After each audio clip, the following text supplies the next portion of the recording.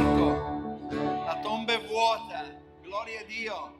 Perché cercate il vivente tra i morti? Vi ricordate? L'angelo disse, egli è risorto. E vana è la nostra fede se non crediamo che Cristo è risorto. Gloria a Dio, ed è risorto affinché dove Lui è saremo anche noi. Amen. Che meraviglia, questa mattina parleremo proprio di questo, che il Signore ci ha lasciato, ci ha dato due doni meravigliosi, due realtà meravigliose. Gloria a Dio. Quanti sono venuti questa mattina qui proprio con il desiderio di lodare il Signore? Non sono venuti con il carrello della spesa per dire Signore ho bisogno di questo, ho bisogno di quest'altro, ma siamo entrati con ringraziamento e con lode. Quanti sono venuti per lodarlo? Alleluia, perché Egli è risorto, è vivente, amen. Allora forse può darsi proprio che mentre tu lo lodi, il Signore si occupa dei tuoi problemi.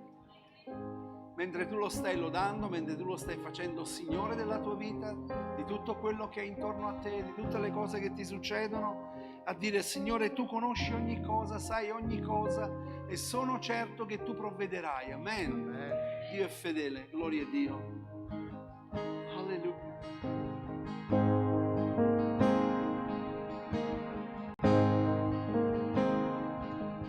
Glorioso Re dei Re, vestito di maestà, la terra gioirà, la terra gioirà. C'è luce intorno al Re, la voce sua si udrà, il male tremerà, il male tremerà. Dio grande Dio, canta che Dio grande Dio, e si vedrà che grande Dio è il nostro Dio.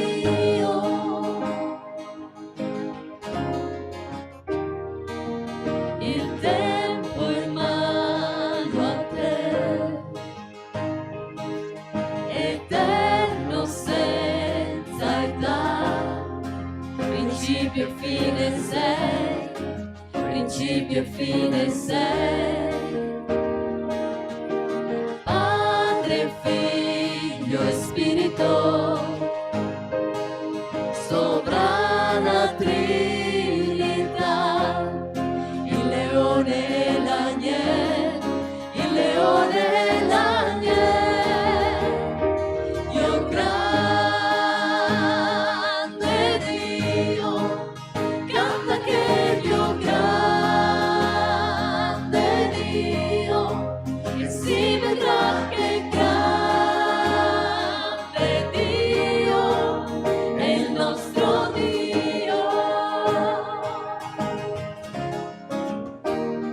Dio grande Dio, canta che Dio grande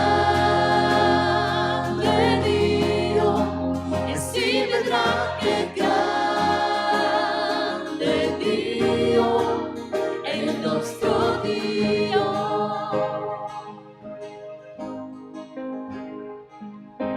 Tutto sei per me, tu sei degno di lode, il mio cuore canta a te, sei grande.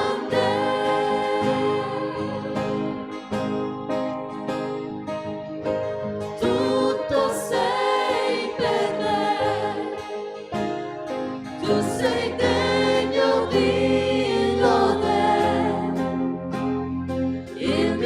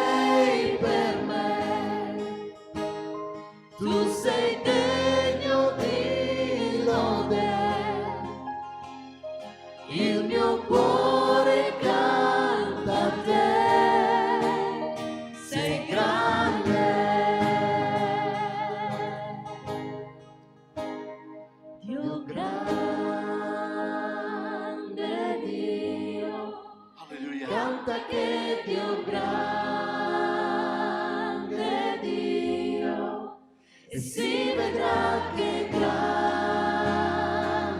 Dio è il nostro Dio. Dio grande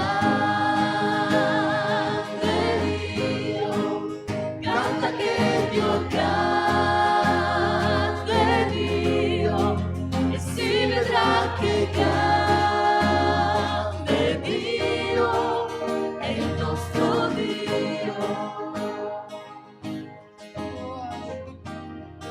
Grazie Signore. Alleluia.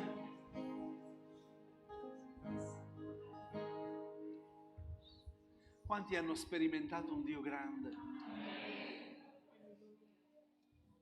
Non è un lavaggio del cervello, è una relazione che abbiamo con Cristo vivente. Egli è risorto. Alleluia. Alleluia. Gloria a Gesù. E questo culto lo possiamo offrire per mezzo di Lui.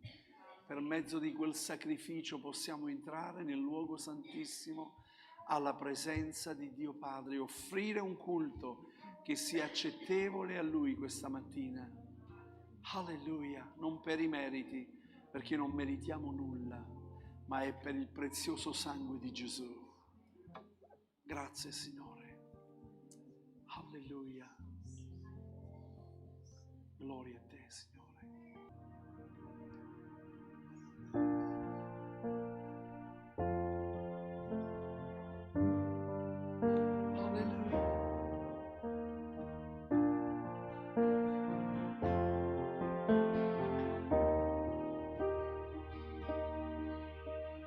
Quante domande dentro di me, cercavo risposte senza un perché, della tua compassione dubitavo io.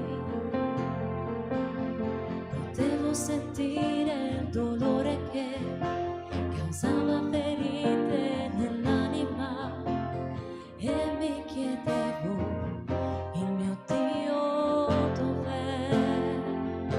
Poi ho compreso che nella vita ogni cosa ha un motivo. Mi hai rivelato che tutto coopera a me e che alla fine poi tutto quello che accadrà è parte del tuo piano per la vita mia. La guida troverò solo nella tua parola. Il meglio sei per me, la mia fiducia io ripongo in te. Sentivo mancare le forze in me, con l'anima mia gridavo a te e del tuo intervento imploravo io. Restavo in silenzio davanti a te e la tua risposta aspettavo in me. Che bello sentire la tua voce, oh Dio. Poi ho compreso che nella vita ogni cosa ha un motivo. Mi hai rivelato che tutto coopera al bene e che alla fine poi tutto quello che accadrà è parte del tuo piano per la vita mia. La guida troverò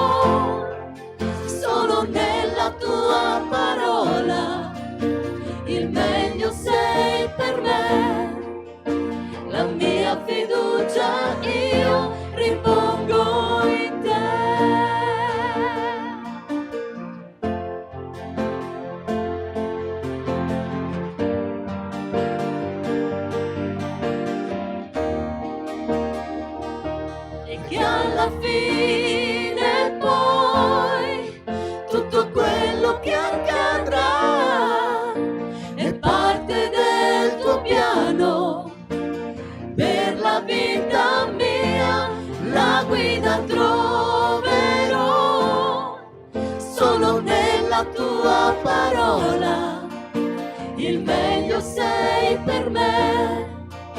La mia fiducia io ripongo in te.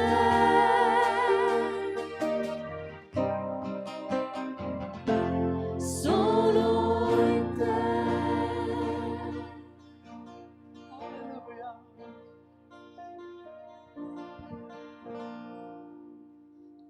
Grazie Signore. Alleluia. Grazie Spirito Santo. Grazie Signore. Alleluia.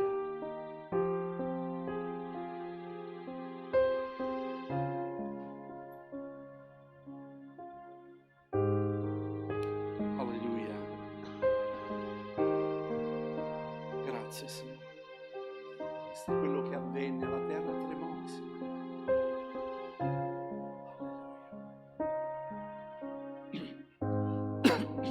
Le stelle e il sole si spensero al dolore, morì il Salvatore del mondo.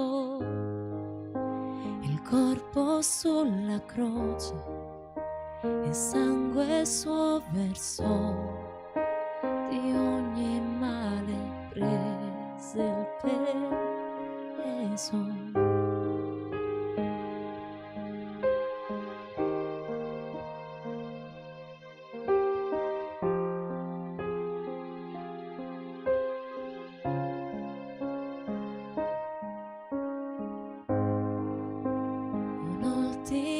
Respiro guardando la creazione e Gesù scese nell'oscurità. Una guerra iniziò, l'inferno vinto fu, la morte non ha più potere. La terra che tremò, la pietra rotolò, il suo perfetto amore mi salvò. Dove il tuo dardo morte il re risuscitò, noi siamo vincitori.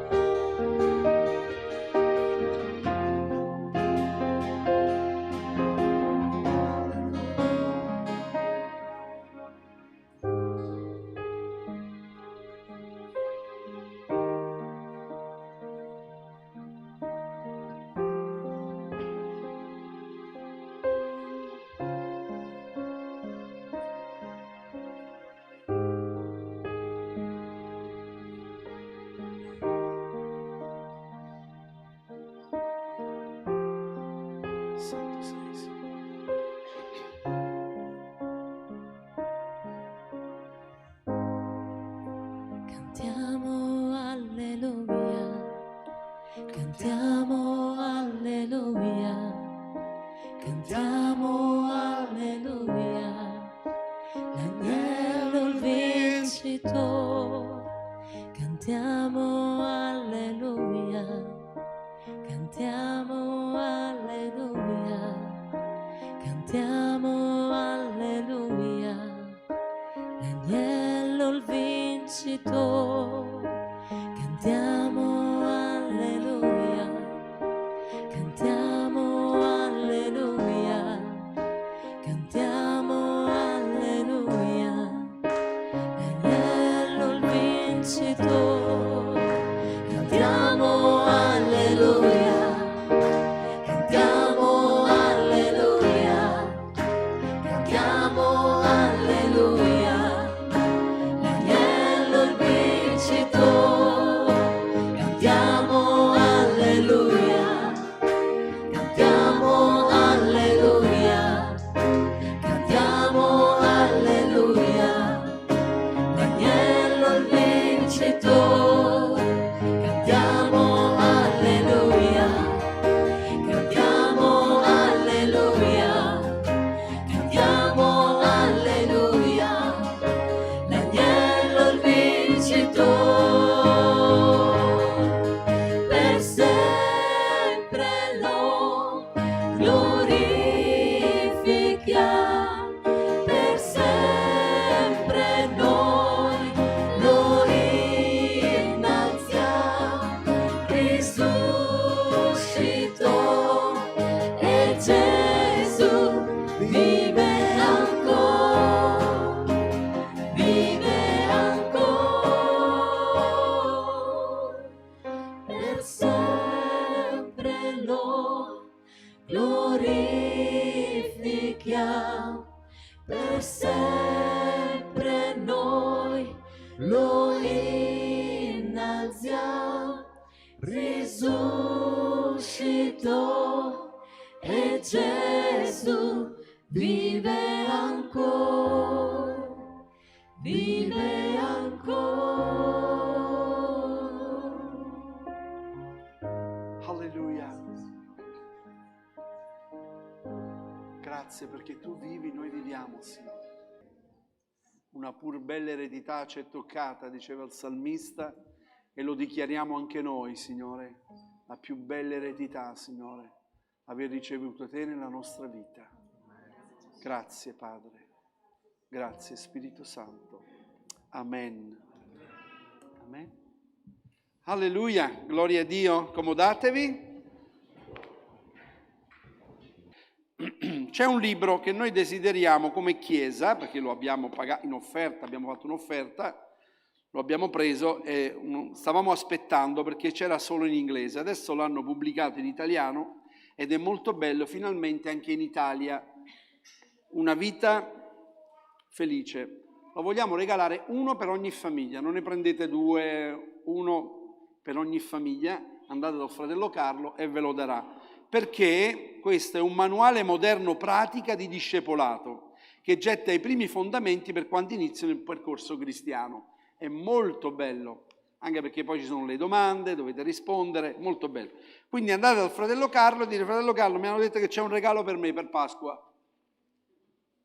Quanti hanno ricevuto l'uovo? Avete avuto l'uovo? L'avete già aperto?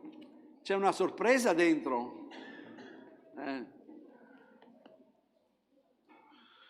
Gloria a Dio. Ma cosa ci dici, fratello il pastore Gianni? Ma ci parli dell'uovo? Sai, noi siamo evangelici, ma viviamo in una realtà. O no? O siamo fuori da questa realtà? Viviamo nella realtà.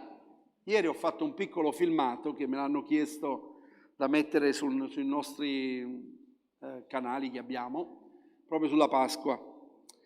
E allora ho proprio detto questo: non vi ritirate, fratelli miei, da dire Pasqua, noi non festeggiamo la Pasqua tutti i giorni, approfittatene di questa occasione, approfittatene come Natale, come no, io non festeggio Natale perché sono evangelico, perché di cosa? Ma cosa? Sapete che la Pasqua, fra le altre cose, è il giorno più importante. Natale è nato il Signore, è venuto un giorno, ma non troviamo nessuna data biblica che ci parla del giorno del Natale che è venuto Gesù. No? Poi l'hanno fatto al 25, vabbè, ma un giorno è venuto Gesù e gloria a Dio che è venuto su questo mondo. Poi invece la Pasqua no, abbiamo le date. Ancora adesso il popolo ebraico festeggia la Pasqua e Gesù ha celebrato la Pasqua. Gesù è andato nella festa pasquale. Anche lui era l'agnello, no? È andato alla festa. Quindi non vi ritirate, piuttosto dite alle persone quando vi dicono buona Pasqua, grazie anche a te, ma perché tu hai conosciuto Cristo? Hai conosciuto l'agnello di Dio che è morto per te? Gloria a Dio. Questa è la vera Pasqua, no? Gloria a Dio. Vogliamo andare alla parola di Dio? Cosa dite? Siete pronti per ascoltare? Quanti hanno il cuore già preparato? Ho sentito pochi amen, però allora facciamo una cosa. Chiudiamo gli occhi, abbassiamo il capo e chiediamo allo Spirito Santo. Padre, noi ti ringraziamo con tutto il nostro cuore per questo culto. Ti ringraziamo, Signore, perché noi abbiamo proclamato questa mattina, ma non solo questa mattina, noi proclamiamo che Gesù è risorto, è vivente. Perché lo abbiamo sperimentato nelle nostre vite, non ce lo hanno detto, lo abbiamo visto, abbiamo sperimentato l'amore di Dio.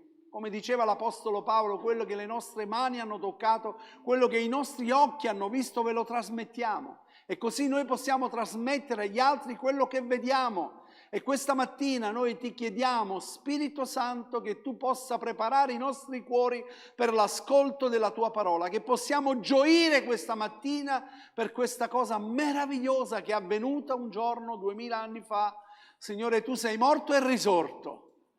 Grazie, Padre, perché tu ci hai tanto amato che hai donato il tuo Figlio per ognuno di noi. Grazie, nel nome del tuo Figlio Gesù. Amen. Amen, gloria a Dio. Allora, voglio iniziare qualche giorno prima della morte di Gesù, prima che Gesù andasse al cielo, andasse in cielo. Lui parlò con i suoi, vedeva i suoi discepoli che erano tristi, perché lui gli aveva annunciato che da lì a poco lui sarebbe morto. Ed era una morte atroce. C'era stato un po' di scompiglio. Pietro dice, no Signore, non succederà mai, non accadrà mai. Alla fine ognuno di loro doveva ancora imparare quello che il Signore aveva preparato. Addirittura 2 discepoli se ne vanno. E quel termine discepoli mi ha sempre fatto riflettere, perché non dice 2 persone che conoscevano, che erano del luogo, ma 2 discepoli di loro se ne andarono per la via Emmaus, vi ricordate? E quando Gesù compare a loro dice, no, solo tu non sai, Gesù era un profeta. Gesù non era un profeta. All'interno della Chiesa noi abbiamo ancora questi che si chiamano credenti, ma ancora devono credere che Gesù è risorto. Ma ci pensate? L'Apostolo Paolo ha dovuto scrivere a Timoteo, che era un pastore, ricordati che Gesù Cristo è risorto dai morti, gli disse a Timoteo. Mamma mia, che a volte noi ci dimentichiamo che lui è seduto sulla destra di Dio Padre e regna, ed è il Re dei Re, il Signore dei Signori. E allora sta succedendo un po' tutte queste cose. Venite con me in Giovanni capitolo 14 e noi troviamo scritto soltanto pochi versi, poi prenderemo qualche altra cosa della scrittura.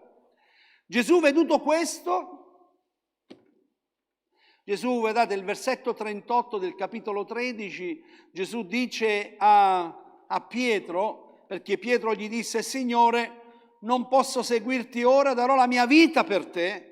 E Gesù gli rispose, darai la tua vita per me? In verità ti dico che il gallo non canta prima che tu non mi abbia rinnegato 3 volte. E poi disse, il vostro cuore non sia turbato. Credete in Dio e credete anche in me. Nella casa del Padre mio ci sono molte dimore. Se no ve l'avrei detto, io vado a prepararvi un posto e quando sarò andato e vi avrò preparato il posto, ritornerò, alleluia, e vi accoglierò presso di me affinché dove sono io siate anche voi. È come un padre che parte per un viaggio, sta andando via e i figli li bloccano. Papà, dove vai? Cosa stai facendo? Papà va a lavorare perché sta preparando qualcosa per te. Papà sta andando lì perché sto preparando qualcosa per te. Vado a guadagnare soldi per te. Ci sono persone, quelle che lavorano sulla nave. Io avevo un mio cognato, il fratello di Carlo, che era imbarcato, lui faceva il cuoco sulle navi e si era fidanzata con mia sorella. La lasciava 6 mesi perché andava a fare il cuoco sulla nave, andava a girare così. E mia sorella mi ricorda, quando torni? Perché vado lì perché metto via da parte dei soldi perché ci sposeremo. Mi state seguendo? Esempi. Gesù dice, io vado a prepararvi un luogo, perché questa mattina io voglio parlarti in modo particolare. Sì, è vero che Cristo è morto per noi, perché com'era il titolo del messaggio? Ve lo ricordate? Due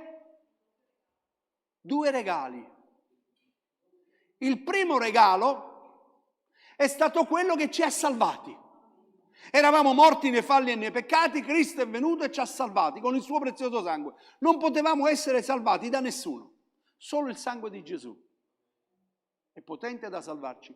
Ecco perché noi sull'ecumenismo non c'entriamo niente, perché noi crediamo che Cristo è la centralità per la salvezza dell'uomo. Senza Cristo non c'è salvezza, non c'è speranza. Poi ovviamente Dio conosce i suoi, ma noi predichiamo Cristo, sappiamo, per certo. Ok? Ora, dice, io sto andando a prepararvi un luogo e quando sarò andato e avrò preparato il posto, ritornerò e vi accoglierò presso di me affinché dove sono io siate anche voi. E Giovanni capitolo 17, che cosa ci dice il versetto 24? Giovanni nella preghiera sacerdotale, che sta facendo questa preghiera al Signore, Giovanni ci dice che Gesù disse, Padre, io voglio che dove sono io siano con me anche coloro che tu mi hai dato, affinché vedano la mia gloria che tu mi hai dato, perché tu mi hai amato prima della fondazione del mondo. Gesù qui sta facendo un'affermazione molto importante. Questa espressione è unica, è una domanda basata sopra un suo innegabile diritto. Cioè, Padre, io me li sono acquistati, io me li sono comprati, questi sono miei. Noi avevamo bisogno di un prezzo di riscatto. E Cristo ci ha riscattati non con oro e con argento, dice l'Apostolo Pietro, ma siamo riscattati con il prezioso sangue di Gesù. Ed è qualcosa di meraviglioso. Noi non possiamo immaginare questo. Se voi parlate quelli dell'Antico Testamento, prima della morte di Cristo, alcuni andavano in un luogo di transito chiamato il seno di Abramo. Questo era per le anime dei giusti ed erano macchiati ancora del peccato originale. Ci viene detto che nell'Ades fosse diviso in 2 regni, un luogo di conforto in cui si trovava Lazzaro e un luogo tormentato nel quale si trovava il ricco. E questo lo troviamo in Luca capitolo 16 versetto 22. Ora avvenne che il mendicante morì e fu portato dagli angeli nel seno d'Abramo e morì anche il ricco e fu sepolto. Questa era la realtà prima della venuta di Cristo. Quando Cristo è morto, ci ha aperto una strada e quel luogo, sapete come l'ha chiamato? Oggi stesso tu sarai con me in paradiso. Fratelli, noi dovremmo gioire perché sappiamo che quando la vita nostra è finita qui, noi vedremo con il Signore. Io non so voi, ma io non vedo l'ora. Io non so che cosa accadrà ancora dopo, non so che cosa succederà. Quelli che si sono addormentati, che sono con il Signore, perché così dice la parola di Dio, si addormentano e sono con il Signore, stanno godendo della realtà del Signore. E io non vedo l'ora di andare là e vedere quelli che mi hanno preceduti, abbracciarmeli. Io voglio vedere papà, voglio vedere mia mamma, voglio vedere Sergio. Io lo voglio abbracciare. Io voglio abbracciare quelli che mi hanno preceduti, che stanno lì. E questo lo posso fare solo perché Gesù è morto per me. Quindi questa mattina la nostra Pasqua è Cristo. E noi possiamo dire buona Pasqua, sì, perché io vivo la Pasqua, la sto vivendo, ogni giorno la vivo la Pasqua. Perché Cristo è morto per me, gloria a Dio, alleluia. Cristo ci ha riscattati, dice Galati capitolo 3, versetto 13. Cristo ci ha riscattati dalla maledizione della legge, essendo divenuto maledizione per noi, poiché sta scritto maledetto chiunque è appeso a quel legno. E prima Corinzi 7,23 dice voi siete stati riscattati al caro prezzo. Provate a immaginare questo discorso del padre e il figlio. Padre, io voglio, è imperativo, cioè io lo voglio. Non glielo sta chiedendo se tu vuoi, io voglio. È affermativo, io lo voglio. Io voglio che dove sono io siano coloro che tu mi hai dato. Quando Stefano, il primo martire che è morto, no, che lo lapidavano, che cosa ha visto? Ha visto i cieli aperti. E cosa ha visto? Gesù alla destra del Padre. Gloria a Dio, ha veduto il paradiso, ha visto il paradiso. Paolo dice che sono stato rapito fino al terzo, ho visto cose inenarrabili che non è lecito. Giovanni nell'isola di Patma dice ha visto i cieli aperti, ha visto la gloria di Dio, i 24 anziani davanti al trono, miriadi di angeli che lo lodavano. C'erano miriadi di persone di ogni lingua, di ogni tribù, strade d'oro, qualcosa di straordinario, meraviglioso. Possiamo gioire questa mattina e dire Santa Pasqua. Gloria a Dio.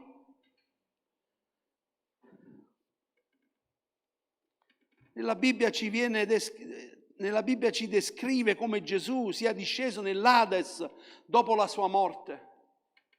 Prima Pietro 3,19 dice nel quale egli andò anche a predicare gli spiriti che erano in carcere. Efesini 4,9 or questo che è salito, che cosa vuol dire se non che prima era sceso nelle parti più basse della terra e è andato a prendersi quelli che erano nel seno di Abramo, è andato a predicare. Perché senza Gesù non potevano andare in cielo.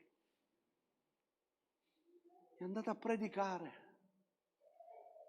Alleluia. Sapete cosa ci dice la parola di Dio? L'avete mai notato? Perché ci sono certe affermazioni che noi non dovremmo far tesoro. L'Apostolo dice che il minore di questo regno è maggiore di quello precedente. Per quale ragione? Perché noi siamo sotto la grazia. Perché noi siamo sotto il sangue di Gesù. Noi dovremmo veramente apprezzare ancora di più la salvezza. Ci perdiamo nelle cose di questa vita e poi ci rendiamo conto a un funerale che la vita non è niente. In settimana è morto un ragazzo che siamo cresciuti insieme nella chiesa di Napoli, lui suonava il sax, il fratello del pastore di Napoli, tra l'altro, giovane, più giovane di me. Durante la notte ha fatto un infarto, è morto, ha lasciato la famiglia. Magari aveva programmato, noi programmiamo, no? Il giorno dopo, ed è giusto che programmiamo, anche se la parola di Dio ci dice che quando decidiamo di fare qualcosa, cosa dovremmo dire? Se Dio vuole.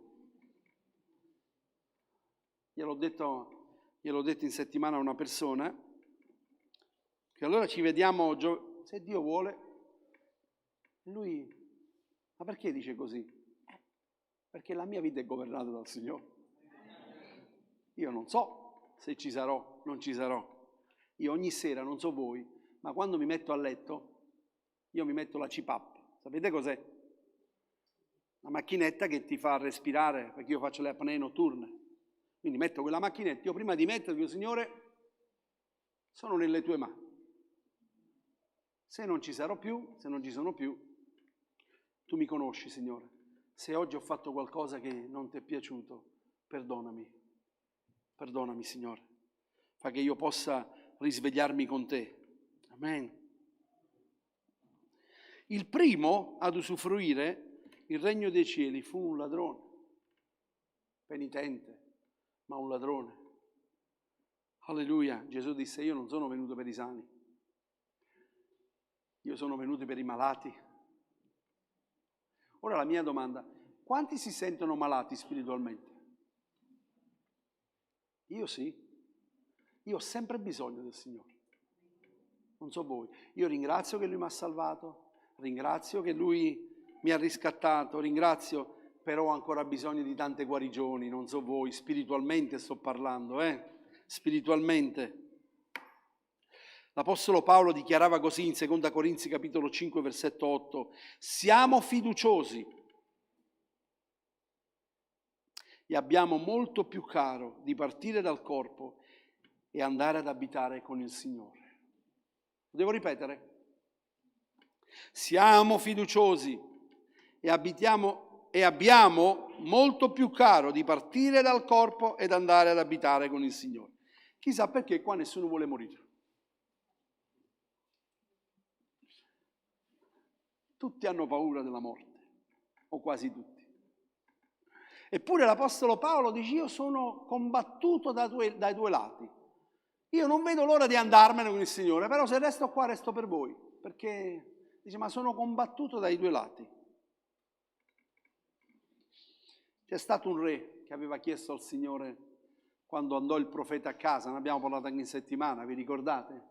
Andò il profeta a casa e gli disse: metti a posto tutto quello che hai nella tua casa perché questa malattia è a morte. E lui si girò verso il muro e iniziò a piangere: Signore, ricordati di tutto quello che ho fatto per te. E iniziò a piangere, a piangere. E il Signore cosa fece? Parlò al profeta e gli disse: torna indietro e vagli a dire che gli do altri 15 anni di vita. Non l'avesse mai avuto quei 15 anni di vita. Era meglio che moriva prima. Siete d'accordo con me? Era meglio. Fratelli, dobbiamo riconoscere la volontà di Dio sulla nostra vita. Dio conosce ogni cosa di te, sei d'accordo con me? Sei d'accordo che Lui conosce ogni cosa? Non so se avete sentito, io vi ho mandato una registrazione, un video, tutti quanti, della testimonianza di quel ragazzo che ha tentato di impiccarsi, di togliersi la testa, che i genitori non lo sapevano. Non sapevano nulla i genitori. Io ho avuto modo di saperne di più, sapere un po' di più di questa situazione. Lui aveva provato ben 2 volte di togliersi la vita, perché stava male, perché non viveva bene, perché era una situazione particolare. Lui ha cercato di togliersi la vita. La prima volta si sono spezzate le funi. È caduto giù e non è riuscito a morire. È giovane, avete visto, è un ragazzo. La seconda volta si è appeso, ma non è morto. È sceso e in quel parco c'è stato un ragazzo, lui si è seduto sulla panchina e si è avvicinato un giovane, credente, cristiano, e gli ha parlato di Gesù. E gli ha detto: Dio ti ama. E lui in quella testimonianza dice: la mia vita è cambiata completamente. Completamente è cambiata. Fratelli, Cristo è risorto per ognuno di noi affinché noi proclamiamo le sue virtù. I discepoli di Emmaus, dopo che il Signore si presentò a loro, avevano paura di uscire, perché gli disse: rimani con noi, si fa tardi, resta qui, è pericoloso andare in giro. Quando videro che chi gli parlava era il Signore, perché lo riconobbero quando Gesù spezzò il pane, lo riconobbero, che cosa fecero? Rimasero nella taverna, lì nella locanda, andarono fuori, corsero. E dove corsero? Corsero dai suoi e gli dissero: veramente, veramente Gesù è risorto. Devi dire che una delle mogli di uno di loro, Cleopa, era stata al sepolcro con Maria e aveva visto Perché Gesù lei va a predicare e dice Gesù è risorto, ma lui non credeva alla moglie. E se n'era andata, erano tristi. Se noi non andiamo a raccontare agli altri che Gesù è risorto, ma non è qualcosa, una forma religiosa, è una realtà. Ma se Cristo è risorto, lo devono vedere nella nostra vita. Siete d'accordo o no? Paolo dice io predico Cristo. Perché predicava Cristo? Perché Paolo si era incontrato con Cristo. Saulo, Saulo, perché mi perseguiti? Sentì la voce di Cristo. Dice io sono l'ultimo, sono come l'aborto perché lui è apparso a me, è apparso a lui. E qualcuno ha detto che se noi non ci siamo incontrati con Cristo e non lo abbiamo sperimentato nella nostra vita, il nostro cristianesimo è fasullo, è falso, non è vero. Qual è la tua testimonianza? Che cosa puoi raccontare agli altri se realmente non ti sei incontrato con Cristo? Paolo ha dovuto dichiarare: se Cristo non è risorto, vana è la nostra fede. Che cosa disse Gesù all'ultima cena? Ve lo ricordate? Cosa disse Gesù all'ultima cena? Gesù disse: fate questo in memoria di me finché Lui viene. Fate questo in memoria di me. Ogni volta che noi ci accostiamo alla cena del Signore, dobbiamo ricordare che Lui è morto e risorto, ma ancora di più dobbiamo ricordare che Lui è andato a preparare una casa per ognuno di noi. Avete mai pensato a questo? Io sì, io essendo napoletano mi faccio di quei viaggi, siamo proprio abituati noi a farci di quei viaggi bellissimi. Io mi faccio di quei viaggi, quando leggo la scrittura vedo, io non so che casa mi ha fatto il Signore, non lo so. A volte dico non mi posso paragonare con Paolo perché lui avrà una villa o la piscina, non lo so, mi faccio queste fantasie. Però a me basta anche una piccola stanza. Ma con Gesù, una piccola stanza, stare lì, alla sua presenza. Siete d'accordo oppure no? Gloria a Dio, alleluia. Romani capitolo 5 versetto 2 dice: mediante il quale abbiamo anche avuto per fede l'accesso a questa grazia nella quale stiamo fermi e ci gloriamo nella speranza della gloria di Dio. Sapete qual è la mia preoccupazione? La mia preoccupazione sempre del continuo, che io dico: Signore, tienimi fedele a te. Signore, tienimi fedele a te.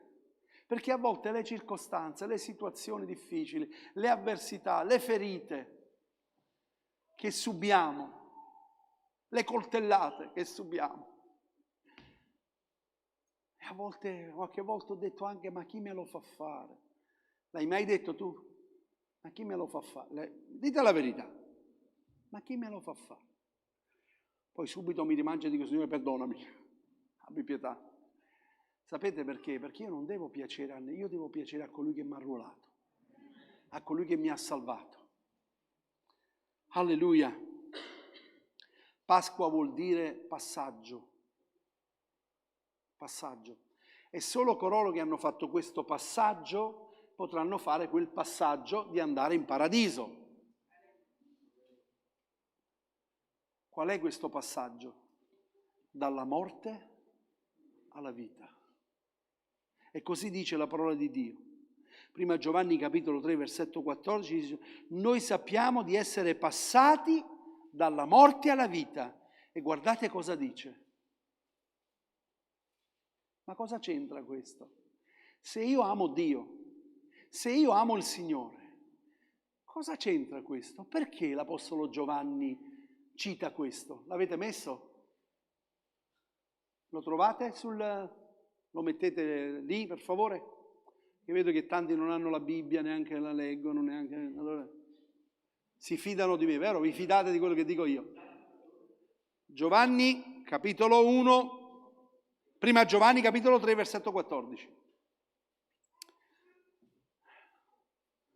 Voglio farvi notare una cosa, perché questo ci aiuterà ad avvicinarci alla Santa Cena. Ok? Cosa dice? Noi sappiamo di essere passati dalla morte alla vita. Siete d'accordo? Bene. Poi dice, perché? Perché amiamo i fratelli. E chi non ama il proprio fratello rimane? Ma se io amo Dio, cosa c'entra che devo amare quello che mi rompe sempre le scatole? Io una volta dissi al Signore, ve l'ho sempre detto questo, vero? Ve lo ripeto ancora. C'era un fratello che io dicevo, Signore, tienimelo lontano da me. Ogni volta che io lo incontravo, lui sapeva tutto, era sempre quello che sapeva tutto, diceva tutto, no, ma è così, ma è colà. Facevamo gli incontri, lui era in mezzo e diceva, no, perché l'abbiamo... E io dissi, Signore, mi raccomando, in cielo non mettermelo vicino,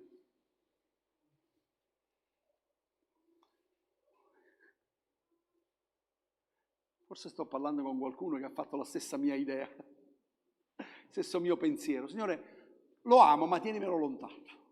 Gli voglio bene, ma distante almeno, no? Voglio bene mia suocera, ma...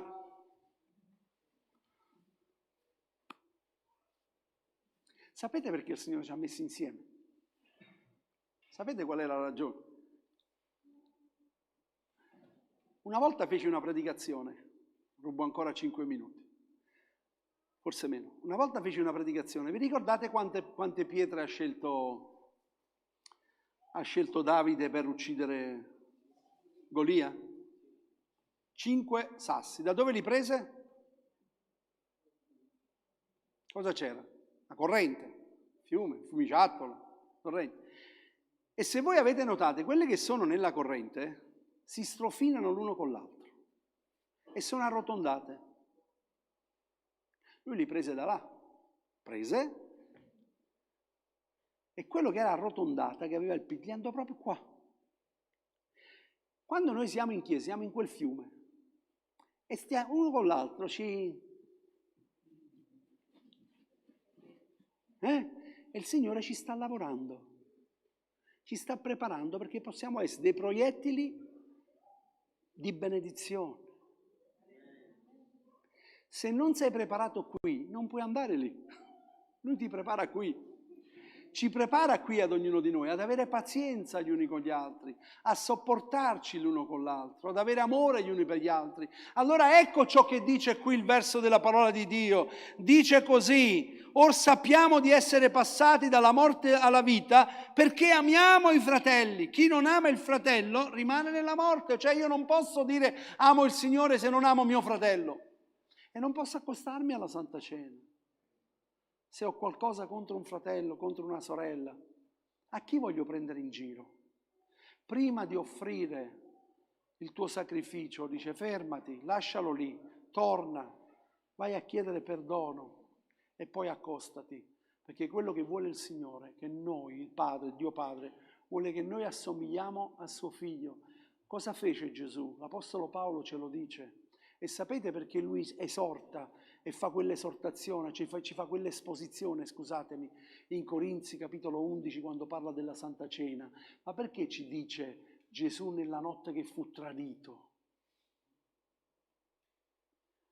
Ma che ci interessa? Spiegaci cosa succede, Gesù prende il pane, lo spezza, lo ruppe. No. Lui dice nella notte in cui fu tradito. Perché lui quel pane lo diede anche a chi lo tradì. Lui gli lavò i piedi.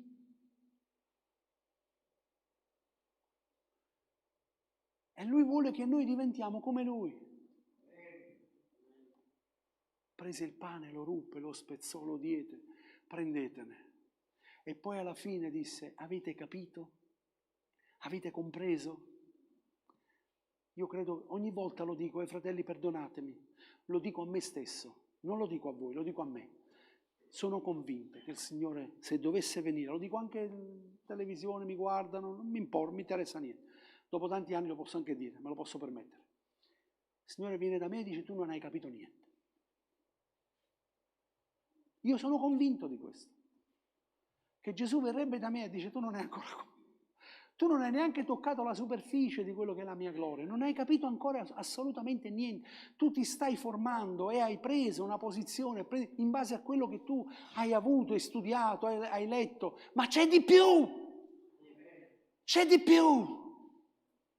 Fratelli, io non so voi, ma quando io mi vado a leggere Prima Corinzi 13, l'amore non sospetta il male, non invidia, non si comporta in modo sconveniente, non cerca il proprio interesse, non si inasprisce, non sospetta il male, non gioisce quando un altro nell'ingiustizia. Tante di quelle cose, ma quanti di noi si trovano lì e dicono sì, questo sì, questo sì. Questo sì, io dico sempre questo no, questo no, questo no, questo no. Ecco perché vi ho detto, quanti hanno bisogno ancora di guarigione? Io ho bisogno di guarigione. Io ho bisogno di guarigione. Il sangue di Gesù ancora oggi è potente da purificarci da ogni macchia di peccato. Gloria a Dio. Finché Egli venga, dobbiamo ricordarci di questa cosa meravigliosa. Ma questa mattina quello che voglio dirti e voglio chiedere ai musicisti di venire qua su, quello che voglio dirti, ricordati che Gesù è andato a prepararti un luogo. Gloria a Dio. E se vuoi avere la certezza che quando morirai andrai con il Signore, lo devi ricevere come Signore e Salvatore nella tua vita. E non devi scalare l'Everest, né ti devi battere in petto per mia colpa, mia grandissima. No, assolutamente. Io vado al Signore e come dice la sua parola, se io confesso e dichiaro con la mia bocca che Gesù Cristo è il Signore e io confesso i miei peccati e credo nel sacrificio di Cristo e credo che Egli è risorto ed è seduto alla destra di Dio Padre, sono salvato.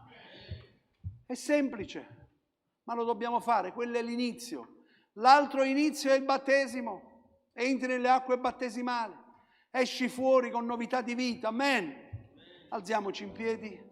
Voglio chiedere a Mariano per favore di far accomodare i fratelli qui davanti. Noi consigliamo che si accostano alla Santa Cena coloro che hanno fatto già un'esperienza con il Signore, della nuova nascita, che sono stati battezzati da adulti, hanno dichiarato pubblicamente che il Gesù è il loro Signore e il loro Salvatore. Quindi vi consigliamo di accostarvi coloro che hanno fatto questa esperienza e di astenervi coloro che non l'hanno fatto e pregare il Signore che tu lo possa fare prima possibile e possa anche tu decidere di battezzarti.